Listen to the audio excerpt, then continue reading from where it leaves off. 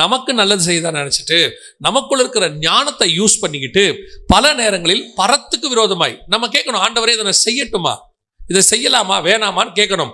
உலகத்துக்கு சரியா இருக்கும், ஆனால் பரலோகத்துக்கு அது சரியாக இருக்காது. உலக பிரகாரமாக அது தப்பாவே இருக்காது, ஆனால் பல நேரங்களிலே அது நம்மை பொறுத்த வரைக்கும் சரியாக இருக்கும், உலகத்தை பொறுத்த வரைக்கும் சரியாக இருக்கும், பரத்தை பொறுத்த வரைக்கும் அது தப்பாக இருக்கும். இந்த தான் போய் முதல்ல ஆண்டவர்கிட்ட கேட்கணும், நான் செய்யறது சரியா. நாம இதுல கான்சன்ட்ரேட் பண்ணவே மாட்டோம். ஏன்னா நம்மளை பொறுத்த வரைக்கும் மாம்சத்தின் கிரியை என்பது பாவம் தானே ஒழிய தேவ சித்தம் இல்லாம செய்யறது பாவமாவே நமக்கு தெரியாது.